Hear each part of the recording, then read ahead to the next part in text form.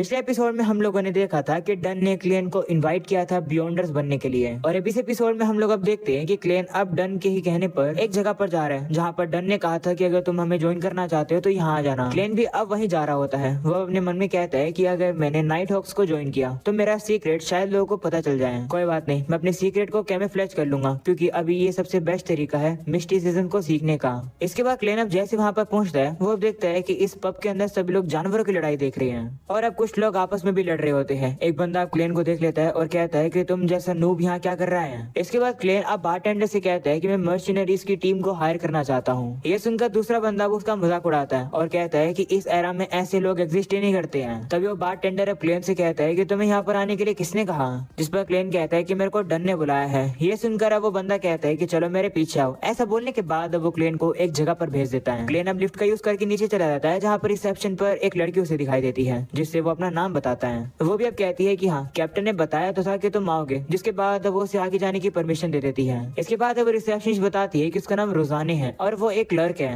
वो अब क्लेन को बताने लगती है कि हम लोग ज्यादा बिजी तो नहीं होते हैं पर पिछले 2 दिनों से बियॉन्डर्स के केस कुछ बढ़ चुके हैं। इसके बाद वहाँ से एक लड़की जाती है। उसे देखकर रोजाने अब क्लेन से कहती है कि ये रॉयल है, ये खूबसूरत है ना, मैं इससे ज्यादा बात करती नहीं हूँ। इसके बाद वो लोग अब नीचे आते हैं जहाँ पर क्लेन अब एक रूम में एक बंदे को देखता है। रोजानिया बताती है कि इस बंदे का नाम फ्राई है। दिखने में नहीं लगता होगा पर ये बंदा काफी ज्यादा अच्छा है, इसने मुझे स्केच करना भी सिखाया है। इसके बाद वो लोग अब आगे जाते हैं और अब वहाँ पर उन लोग को एक बंदा दिखता है जो कि काफी नर्वस होता है। रोजानिया क्लेन को बताती है कि इसका नाम है केनले, इसने यहाँ पर से 6 महीने के लिए ही ज्वाइन किया है पर हर मिशन में ये काफी नर्वस होता है। अगले सीन में रोजानिया अब क्लेन को आगे ले आती है और कहती है कि कैप्टन आगे हैं, आगे चले जाओ। तो क्लेन पूछता है कि क्या तुम नहीं आओगी, जिस पर वो कहती है कि नहीं, मुझे कैप्टन से पता नहीं क्यों डर लगता है, जबकि वो काफी केयरिंग और दयालु है। इसके बाद क्लेन अब डन से मिलने के लिए अकेले चला जाता है। डन भी अब उसे देखकर कहता है कि क्या तुमने डिसाइड कर लिया है ज्वाइन करने का। तो क्लेन भी कहता है हाँ। जिसके बाद डन अब उसे सारे एग्रीमेंट दिखाता है। उन एग्रीमेंट्स पर स्पेशल ऑपरेशन डिपार्टमेंट पुलिस लिखा हुआ था, जिसे देखकर क्लेन कहता है कि मुझे लगा कि हम लोग ब्लैक थोन सिक्योरिटी कंपनी से हैं। तो डन कहता है कि बस हम लोग इस नाम का यूज कर रहे हैं, हम लोग एवरनाइट गॉडेस के चर्च के अंडर आते हैं, हमारा काम सुपरनैचुरल इंसिडेंट्स को टैकल करना होता है। आज से तुम भी हम में से एक हो। जो सुनकर क्लेन खुश हो जाता है और कहता है कि मैं भी आज से आपको कैप्टन बुलाऊंगा। तो डन कहते हैं ठीक है, पर एक बात याद रखना, यहाँ नाइट हॉक में कंट्रोल खोने का रिस्क होता है। ऐसा बोलकर वो उसे एक मोमबत्ती दिखाता है और कहता है कि इसे लो और मेरे पीछे आओ। ऐसा बोलने के बाद वो क्लेन को एक रूम में ले आता है जहाँ पर काफी सारे लोगों के ग्रेव पर कैंडल्स रखी हुई थी। वहीं डन अब बताने लगता है कि यहाँ पर जितने भी लोगों का नाम लिखा गया है वो लोग नाइट हॉक के तौर पर सेक्रीफाइस हो गए। ज्यादातर लोग आउट ऑफ कंट्रोल होने की वजह से मर गए। उन्हें पायोनियर्स ऑफ टिंगिन कहा जाता है। तो क्लेन भी वहाँ पर कैंडल जला कर रख देता है। जिसके बाद डन अब उससे कहता है कि क्या तुम्हें मिथ ऑफ क्रिएशन के बारे में पता है। तो क्लेन कहते हैं हाँ, मैंने सुना था कि जो क्रिएटर है वो केओस से उठा था। उसने ही पहली लाइट को क्रिएट किया था, उसके बाद उसने सभी एग्जिस्टेंस को बनाया था। उसकी एक आंख सूरज बन गई थी और दूसरी क्रिम्सन मून। उसकी बॉडी लैंड और स्टार्स बन गई और उसके बाल फिनिक्स बन गए और उसके कान डिमोनिक वुल्फ बन गए। तो डन कहता है कि हाँ, हम लोग भी सेम ओरिजिन से हैं। इंसान पोशन बना सकते हैं मिस्टिसिज्म इंग्रेडिएंट का यूज करके पाथवे की पावर को गेन करने के लिए। ये सुनकर क्लेन अब याद करता है कि उस हैंगमैन ने भी इसी के बारे में कल उसे बताया था। क्लेन अब कहता है कि 22 पाथवे होते हैं। The church of Evernight goddess, उनके पास सीक्वेंस 9 पोर्शन है 4 पाथवे के लिए। जो कॉप्स कलेक्टर होता है वो सेल्फ डिफेंस के लिए अच्छा होता है और जो मिस्ट्री प्रायर और सीर होता है वो मिस्टिसिज्म में एडवांटेज होते हैं। वही डन कहने लगता है हाँ, पर वो ऑफेंस में कमजोर होते हैं। वो अब क्लेन से कहता है कि मैं तुम्हें सीर पाथवे के बारे में याद दिला रहा हूँ, इतनी जल्दी डिसाइड मत करो, जाकर बूढ़े नील के पास जाओ जो कि अल्केमी रूम में है, वो तुम्हारी मदद करेंगे बेस्ट चॉइस लेने में। तो अब क्लेन भी कहता है ठीक है। इसके बाद वो वहाँ से चला जाता है। क्लेन भी अब वहाँ से बाहर आ जाता है और सोचने लगता है कि मुझे कौन सा पोर्शन चूज करना चाहिए, मुझे नहीं पता।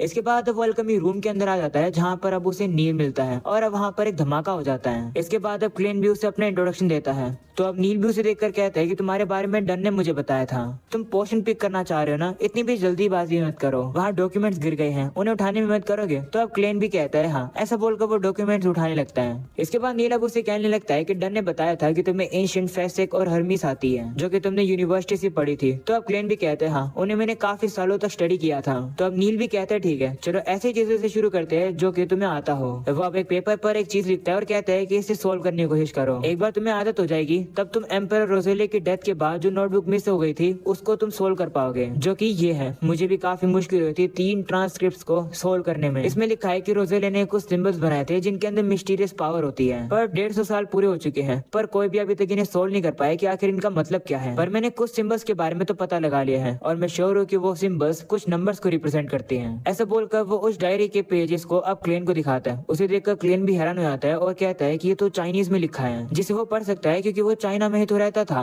वह उस डायरी को पढ़ता है। उस डायरी के अंदर 18 नवंबर की एंट्री होती है, जिसमें रोजेले लिखता है कि मुझे एक गरीब पर्सन मिला अंधकार के अंदर, पर वो काफी लकी था कि वो इस एरा के प्रोटैगनिस्ट यानी कि मेन कैरेक्टर से मिला। इसके बाद अब उस डायरी के अंदर जनवरी 1 1184 के बारे में लिखा था, जहाँ रोजेले लिखता है कि आज की न्यू ईयर पार्टी काफी कमाल की थी। वहीं क्लेन अब ये सब कुछ पढ़ रहा होता है, वहीं नील उसे कुछ बातें बता रहा होता है, पर क्लेन का ध्यान तो अभी भी इन पेजेस के ऊपर होता है। उसे अब इस पेज के अंदर से काफी सारी इन्फॉर्मेशन मिल जाती है, जिसे देखकर वो कहता है कि शायद से इसका यूज करके मैं घर जाने का एक तरीका ढूंढ सकता हूँ। क्लेन अब देखता है कि उसके अंदर रोजेल ने लिखा हुआ था कि मैंने एक गलत चॉइस ले ली, मुझे या तो अप्रेंटिस या फिर सीर पोर्शन लेना चाहिए था। क्लेन अब इन सारी बातों के अंदर खो जाता है। तभी नील उससे कहता है कि तुम्हें क्या हुआ? तो क्लेन कहता है कि इस डायरी के अंदर जो लिखा है मैं उसे सोल्व करने की कोशिश कर रहा था। ये सुनकर नील हंसने लगता है और कहता है कि ऐसा हो ही नहीं सकता है। इसके बाद अब उसे पूछता है कि क्या तुमने डिसाइड कर लिया है कि तुम कौन सा पोर्शन लोगे? तो क्लेन कहता है हाँ, मैंने डिसाइड कर लिया है कि मैं सीर लूंगा। ये सुनकर नील अब उसे कहता है कि क्या तुम श्योर हो, क्योंकि एक बार जो तुम पोर्शन ले लोगे उसको उसके बाद तुम बाद में नहीं बदल पाओगे। तो क्लेन कहता है हाँ मैं श्योर हूँ, मैं सीर ही लूंगा। ये सुनकर नील कहता है कि मैंने एक्सपेक्ट नहीं किया था कि तुम सीर लोगे। वो अब कहता है ठीक है चलो शुरू करते हैं। अगले सीन में हम लोग अब देखते हैं कि नील अब सीर का पोर्शन तैयार कर देता है, वो भी अलग अलग बहुत सारे मटेरियल्स को मिलाकर। वो अब उसे कहता है कि लो इसे पी लो। वहीं क्लेन इसे पीने के लिए काफी हेजिटेट कर रहा होता है। वो कहता है कि इसे पीने के बाद कहीं मैं पॉइजन तो नहीं हो जाऊंगा। तो नील अब उसे कहता है कि हेजिटेट मत करो, तुम्हें कुछ भी नहीं होगा। तो अब क्लेन मान जाता है और अब वो उस पोर्शन को पी लेता है, जिसके बाद क्लेन को अब उसकी बॉडी के अंदर काफी ज्यादा चेंजेस फील होने लगते हैं। उसे अब काफी अजीब लग रहा होता है, जो देखकर नील अब उसे कहता है कि घबराओ मत, तुमने अभी पोर्शन पिया है, ऐसे तुम्हारी पावर इस तरीके से सीप आउट हो रही है। तुम्हें अब बस फोकस करके एक ऐसे ऑब्जेक्ट को इमेजिन करना है जो कि इस दुनिया के अंदर कॉमन नहीं है। तो क्लेन भी मान जाता है और अब वो ऐसी ही चीजों को इमेजिन करने लगता है। क्लेन अब इमेजिन कर ही रहा होता है, पर तभी उसकी spiritual power out of control होने लगती है, जिस वजह से वहाँ की चीजें हिलने लगती है, जो देखकर नील अब उसे कहता है कि फोकस करो, अपने आप को कंट्रोल करो। वहीं क्लेन अब अपने आप को कंट्रोल नहीं कर पा रहा होता है, वहाँ पर मिसाइल, एरोप्लेन और बाकी की चीजों को इमेजिन करने लगता है। वो ऐसी चीजों को इमेजिन करने लगता है जो कि मॉडर्न दुनिया के अंदर होती है, जो देखकर अब नील भी हैरान हो जाता है। वो अब उससे कहता है कि आखिर तुम्हारे दिमाग में क्या थॉट्स आ रहे हैं, कंट्रोल करो अपने आप को। वहीं पर क्लेन अब जैसे तैसे करके अब अपने आप को कंट्रोल कर लेता है और अब उसकी आंखें भी अब काले कलर की हो जाती हैं, यानी कि उसे अब सीर की पावर मिल चुकी है। वहीं नीलू से देखकर कहता है कि मैं तुम्हारे बारे में सही था, तुम सही में कमाल के हो। वो अब उसे कहता है कि तुम्हारे पास स्पिरिट विजन है, इसका यूज करके तुम मोरा देख सकते हो। वहीं क्लेन को अब पीछे कोई दिखाई देता है, पर वो गायब हो जाता है। वो अपनी पावर का यूज करके अब उसे फिर से देखने वाला होता है, पर अब उसके सर में दर्द हो जाता है। तो नील अब उसे कहता है कि तुमने अभी भी इल्यूजन देखा है, ऐसा इसलिए क्योंकि तुम अपनी पावर्स को यूज करके काफी थक गए हो। अगर तुम्हें अपनी ये विजन बंद करनी है तो अपनी आईब्रोज के बीच में 2 बार टैप करो। तो क्लेन भी ऐसे करता है और वो अपनी इस विजन को बंद कर लेता है। इसके बाद नील अब उसे बताने लगता है कि इस विजन के साथ साथ तुम स्पिरिचुअलिटी भी कर सकते हो और भी तुम रिचुअलिस्टिक मैजिक यूज कर सकते हो। मैं तुम्हें ये डीमन हंटिंग बुलेट्स भी दे रहा हूँ और अपनी रिसिप्ट भी ले लेना। अगले सीन में क्लेन अब डन के पास आता है। वहीं डन अब उसे कहने लगता है कि मुझे नील ने बताया कि तुमने काफी अच्छी सी चीजों को अडेप्ट कर लिया, तुम स्पेशल हो, इसका मतलब है कि तुम्हारे ऊपर ज्यादा खतरा आएगा। शुरू में तुम्हें ऐसी भी कुछ चीजें सुनने को मिल सकती है जो कि तुम्हें नहीं सुननी चाहिए, तो ज्यादा चीजों में इन्वॉल्व होने की जरूरत मत करना। अभी तुम ऑफिसर नहीं हो हमारे, तुम अभी बस एक क्लर्क हो। तुम्हारी सैलरी हफ्ते में 3 पाउंड होने वाली है, अपने पास ये एडवांस रखो। वहीं पर क्लेन देखता है कि उसे तो 12 पाउंड मिले हैं, जिसे देखकर वो हैरान हो जाता है। वो अब कहता है कि क्लेन के भाई को यानी कि बेंसन को 5 से 6 पाउंड मिलते थे एक हफ्ते में। वहीं डन अब उसे कहता है कि जाकर एक केन खरीद लेना। तो अब क्लेन भी कहते हैं ठीक है, और वो जाकर एक केन खरीद लेता है। डन ने उसे ये भी कहा था कि वेल्स के घर के आसपास घूमना, जिससे कि तुम्हें याद आ रहा है कि वो नोटबुक कहाँ पर है। वहीं क्लेन अब जा रहा होता है, तभी उसे वहाँ पर लियोनार्ड मिलता है, जो कि वो अपनी घोड़ा गाड़ी में वहाँ पर आता है। वो क्लेन से कहता है कि अंदर आओ। तो क्लेन भी अब अंदर चला जाता है। वहीं लियोनार्ड उसे बताता है कि हमें एक असाइनमेंट मिला है। वो कहता है कि हमें एलियट को ढूंढना है, जो कि एक मर्चेंट का बेटा है, इसे सुबह किडनैप कर लिया गया है, हमें इसे ढूंढना होगा। जो सुनकर क्लेन कहते हैं कि हमारा काम थोड़ी है, हमारा काम तो बियॉन्डर्स को हैंडल करना है ना। तो लियोनार्ड कहता है कि ये जो क्लाइंट है ये पहले भी हमारा क्लाइंट रह चुका है, तो हम इसकी फिर से मदद करेंगे, और वैसे भी तुम्हारी एबिलिटी बेस्ट है लोगों को ढूंढने के लिए। ऐसा बोलकर वो उसे एलियट के कपड़े दिखाता है और कहता है कि इससे यूज करके एलियट को ट्रैक करो। तो क्लेन भी मान जाता है और अब अपनी पावर को यूज करने लगता है, और अब उसे पता चल जाता है कि एलियट कहाँ पर है। वो एलियट को ढूंढते ढूंढते एक घर पर आ जाते हैं। ऊपर के रूम में क्लेन अब देखता है कि वहाँ पर 2 गुंडे बैठे हैं और वहाँ पर बच्चे को किडनैप करके रखा गया है। ये सुनकर लियोनार्ड वहाँ पर अपनी पावर को यूज करके दरवाजे को खोल देता है और अब वो जाकर उन गुंडों से लड़ने लगता है। वो अब देखता है कि जो गुंडे हैं ये इंसान भी नहीं लग रहे होते हैं। हम लोग अब देखते हैं कि लियोनार्ड अब उन गुंडों को काफी इजीली से हरा देता है। लियोनार्ड अब उन लोग को हरा देता है, पर अब अचानक से वहाँ पर एक पंख आ जाता है, और अब जैसे वो पंख आकर नीचे उन गुंडों के ऊपर टकराता है, वो गुंडे अचानक से एक मॉन्स्टर में बदल जाते हैं और इस बार तो वो लोग पहले से काफी ज्यादा पावरफुल हो जाते हैं। वहीं लियोनार्डो को थोड़ी बहुत दिक्कत हो रही होती है, पर फिर भी वो उन लोग को हराने लगता है। वहीं पर अब वो लोग लियोनार्डो से वहां से भागने की कोशिश करते हैं। वहीं क्लेन भी उन्हें ढूंढने की कोशिश करता है, पर उसे वो मिलते नहीं है। जो देखकर लियोनार्डो अब उसे कहता है कि तुम हमारे सिर हो, उन्हें इस तरीके से जाने मत दो। तो क्लेन भी अब उन्हें ढूंढने की कोशिश करता है। वह उन्हें सामने की तरफ ढूंढ ही रहा होता है, पर तभी वो मॉन्स्टर उसके साइड में आ जाते हैं। जो देखकर क्लेन डर जाता है और वो जल्दी से शूट कर देता है। इसके बाद अब वो मॉन्स्टर घायल हो जाते हैं, पर अब वो लोग वहां से फिर से भागने लगते हैं। वो लोग अब आसमान की तरफ भाग रहे होते हैं, पर तभी लियोनार्ड अपनी पावर को यूज करता है और अब वो उन लोग को खत्म कर देता है, वो भी काफी खतरनाक तरीके से। वह बताता है कि मैंने अपनी मिडनाइट पोएट एबिलिटी का यूज किया है, जिससे कि ये मॉन्स्टर गहरी नींद में सो गए हैं। ऐसा बोलने के बाद लियोनार्ड अब उस बच्चे को वहां से सेफली लेकर चला जाता है।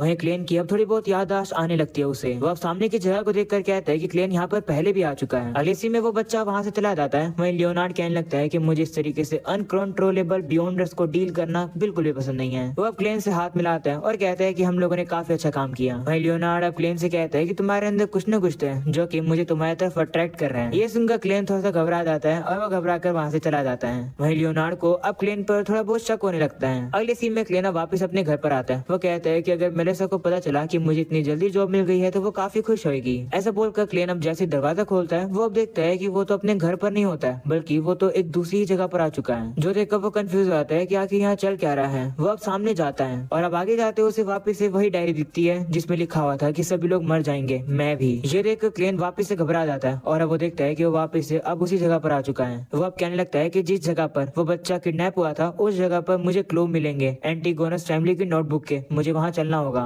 ऐसा बोलकर क्लेन अब वहाँ से चला जाता है। अगले सीन में हम लोग को क्लेन के बड़े भाई को दिखाया जाता है जिसका नाम बेंसन है और वो एड्रेस देखकर क्लेन के नए घर पर पहुंच जाता है। वो जैसे नॉक करता है वहाँ पर अब उसका मेलिसा और क्लेन वेलकम करते हैं। इतने शानदार घर को देखकर बेंसन भी हैरान हो जाता है। वो कहते हैं कि क्या हम लोग सही में यहाँ रहने वाले हैं? तो क्लेन भी कहते हैं हाँ चिंता मत करो, अब से ये हमारा घर है। ये सुनकर बेंसन काफी ज्यादा खुश हो जाता है। अगले सीन में हम लोग अब देखते हैं कि क्लेन ने अपने भाई बहनों के लिए काफी शानदार खाना बनाया है जो कि उन लोगों को काफी पसंद आता है। इसके बाद अब बेंसन क्लेन को गिफ्ट में एक कपड़े देता है जिसे देखकर क्लेन कहता है कि ये तो काफी महंगा रहा होगा ना। जिस पर बेंसन कहता है कि चिंता मत करो, तुम्हें अब एक नई जॉब मिल गई है तो तुम्हें अच्छे से ड्रेस पहननी चाहिए। वहीं क्लेन कहता है कि लेकिन इतना महंगा मैं कैसे ले सकता हूँ? जिस पर अब मेलिसा कहती है चिंता मत करो, बेंसन काफी समय से इतने पैसे बचा रहा था तुम्हारे लिए, अब इसे पहन कर देखो। तो अब क्लेन भी अब उन कपड़ों को पहनता है और अब उन्हें वो कपड़े काफी अच्छे लगते हैं। क्लेन भी अब उन लोग का शुक्रिया करता है। जिसके बाद अब बेंसन क्लेन के हाथ रखता है सर पर, जो देखकर क्लेन को अपने पेरेंट्स की याद आ जाती है। वहीं पर बेंसन भी अब क्लेन से कहते हैं कि चिंता मत करो, हम लोग फैमिली हैं, तुम्हें इस तरीके से थैंक्स करने की जरूरत नहीं है। इसके बाद हम लोग अब देखते हैं कि वो लोग अब इसी तरीके से पार्टी करते हैं क्योंकि क्लेन को नई जॉब मिली है।